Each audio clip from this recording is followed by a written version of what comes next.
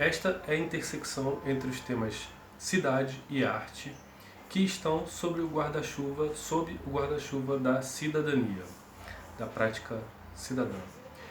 Eu vou me basear aqui no livro Projeto Mosaico, na introdução do livro, que é para o 7º ano do ensino fundamental, e ele traz alguns subtópicos.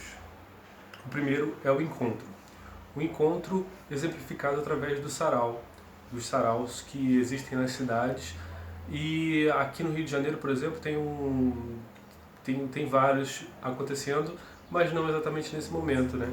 É interessante pensar nessa relação arte e cidade agora que uma grande parte das pessoas, uma boa parte das pessoas tem que ficar em casa para a proteção de outras, né?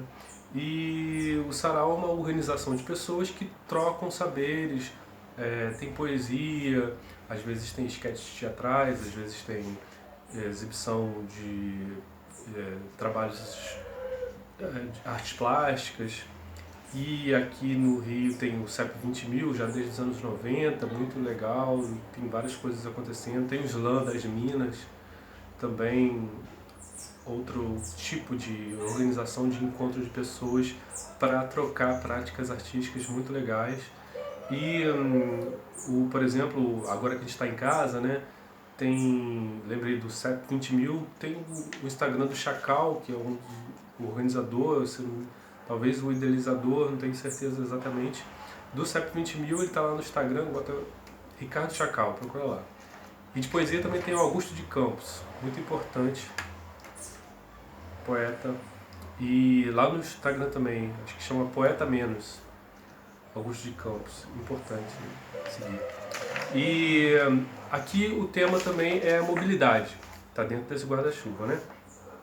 Eles colocam como exemplo o trabalho do Ai Weiwei, que teve exposições recentes, aqui retrospectivas, São Paulo, Rio, São Paulo no MANC, no Rio, CCBB do Rio de Janeiro, e eles colocam os autores esse trabalho aqui, Forever Bicycles, do Ai Weiwei.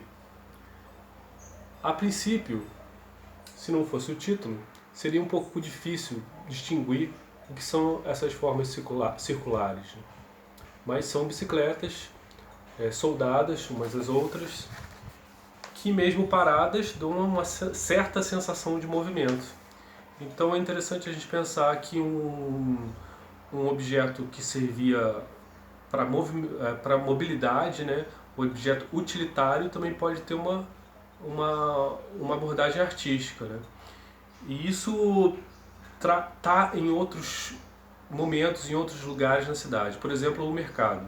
Aqui é uma serigrafia do Caribé, que é um artista argentino, mas que se encantou pela Bahia, fez muitos trabalhos retratando o cotidiano baiano aqui numa feira na Bahia.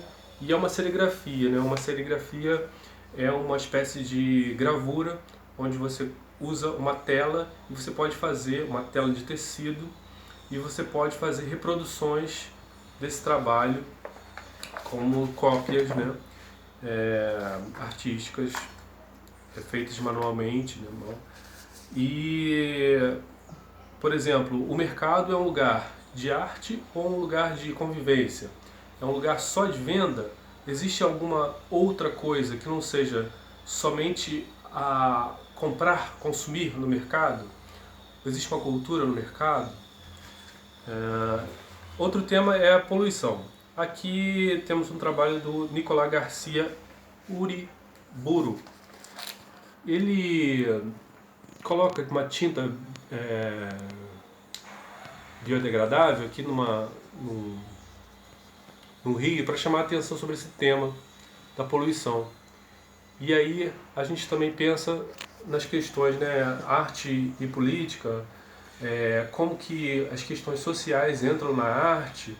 Isso é arte? Colocar uma tinta num rio poluído leva ao tema do patrimônio. O patrimônio é um tema muito importante, né, que leva a questões logicamente inseridas na cidade e o pertencimento cidadão. Essas coisas são nossas, são de todo mundo, Aqui o exemplo são azulejos no Maranhão, né? Azulejos que vêm de uma tradição portuguesa, que por si vem de uma tradição árabe, para refrescar as casas, né, proteger, mas não é só isso, né? Eles são decorados. Por que eles são decorados? Por que eles são diferentes? Eles têm uma utilidade, mas eles têm também decoração. Eles também têm uma certa identidade, têm uma cultura. O que está por trás de tudo isso? Não é só a utilidade das coisas. A segurança é um outro tópico da cidade. Aqui tem um trabalho do Banks, uma menina, né, como se fosse um conto infantil que se assusta com uma câmera que nasce como se fosse uma árvore, né, como se fosse talvez aquele do João Pé de Feijão, alguma coisa assim, né?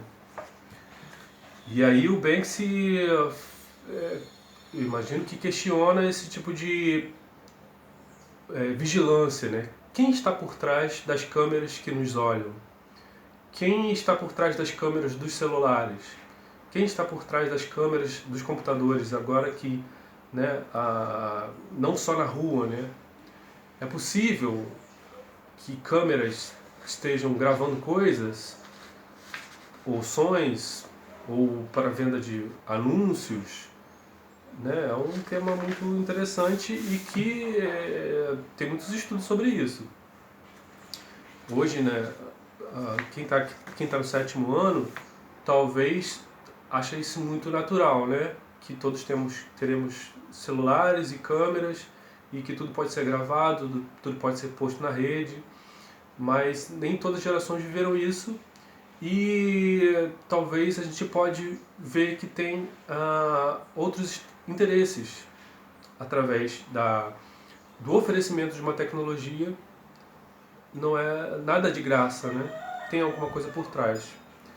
Talvez seja isso que o Banksy queira dizer. Vendendo-nos segurança com câmeras, a gente tem que dar alguma coisa em troca. Talvez a nossa intimidade, né?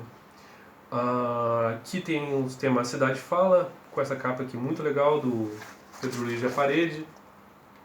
Na época, 99, quando o Plano Real, né, chegou e tudo começou a ser vendido por R$1. Andava nas ruas, os camelôs todos vendiam coisas de R$1. E isso ficou muito no imaginário, né? O Pedro Luiz e a Parede pegaram isso, transformaram em música, em álbum. A cidade lembra também o êxodo rural, as pessoas que saem do campo para ir para a cidade para trabalhar, que a cidade teria mais empregos. Essa foto aqui é uma foto controversa e mais impactante, né? São trabalhadores em cima de uma viga na hora do almoço num arranha-céu nos Estados Unidos. Ela é controversa porque não se sabe muito bem quem é o autor da foto e parece que essa foto foi forjada, foi montada, né? Pediram para os trabalhadores ficarem dessa forma. De qualquer maneira, os equipamentos de segurança não pareciam uma prioridade. E isso a gente pode pensar até hoje, né? Os nossos trabalhos são seguros. Hoje que a gente está no momento de coronavírus, todos os trabalhadores estão seguros, têm equipamentos de segurança. Na pandemia global, os serviços que estão sendo oferecidos básicos por pessoas, essas pessoas estão seguras? Bom, outro tema é o consumo. O consumo é um tema muito importante porque fala também não só das nossas necessidades básicas. A gente precisa comer, a gente precisa ter um teto, a gente precisa de ter uma renda, mas o que a gente come ou gasta ou consome além do que a gente precisa. Existe, claro, prazer, uma saúde mental que está por trás de tudo aquilo, mas será que não tem gente se aproveitando disso para vender coisas inúteis para a gente? para vender coisas que dependem de outras coisas, para a gente ficar eternamente um consumidor viciado. O consumo leva ao lixo. O lixo, não, a gente pode achar que ele some, mas ele se transforma em outras coisas. O planeta cabe tanto lixo que a gente produz, então para a gente pensar no nosso consumo de plástico, de papéis, hoje em dia os mercados já não oferecem sacolas plásticas gratuitas. É uma forma de diminuir um pouco essa produção de lixo, né? Porque as sacolas elas demoram muito tempo na natureza, 400 anos me parece, para que se decomponham. É o outro tema que vem depois do consumo, né? E tem um tema festa. Aqui é um quadro muito bonito, é um afresco do Diego Rivera que mostra a Festa dos Mortos no México. É interessante a gente pensar que a Festa dos Mortos, né, homenagear os mortos, tem como símbolo caveiras. E é uma maneira de mudar um pouco a ideia da morte, né? E um afresco é uma pintura feita numa parede, feita onde quando a massa ainda está úmida. Então o pintor tem que pintar muito rápido, Diego Rivera tinha que pintar rápido para massa entrar em contato com a tinta e elas secarem, né? Esse é um afresco, uma técnica renascentista, 1500, 1490, por aí. E outro tema é a intervenção no espaço. Para quem conhece o aterro do Flamengo, foi uma intervenção estatal no espaço. O nome já diz, né? Um aterro, foi aterrado aquela parte. Burle Marx fez um grande projeto urbanístico. É uma forma de intervenção no espaço. Mas a gente tem exemplos extremos, como por exemplo uma ilha em Dubai, que eu não me lembro o nome agora, mas tem uma forma de palmeira. A ilha foi artificialmente construída. É uma forma de intervenção na cidade, e o que leva a isso, né? E por último, as relações entre público e privado. O público seria aquilo que pertence a todos, né? O privado, aquilo que pertence a algumas pessoas,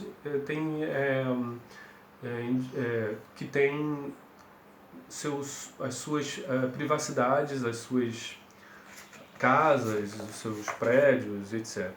Aqui tem uma gravura do Escher, que é muito legal, porque o Escher ele faz ilusões de ótica com os seus desenhos, com as suas gravuras. Você não sabe muito bem o que está dentro e o que está fora. Tem uma pessoa olhando um quadro e esse quadro está dentro, está fora, essa pessoa está dentro, está fora, ele está numa galeria, está na cidade. Então, essas relações, né, público-privadas são mescladas, né? E o que é da gente, o que não é, às vezes a gente tem dúvidas de que se pode entrar num prédio público, por exemplo. O prédio público, apesar de público, tem algumas regras.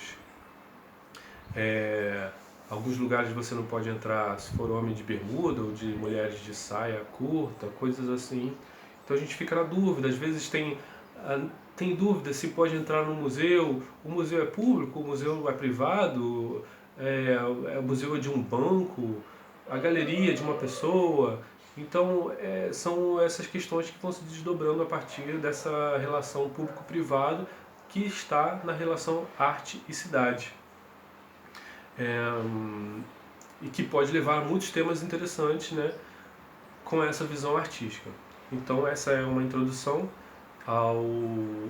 aos possíveis tópicos referentes às relações e intersecções entre arte e cidade.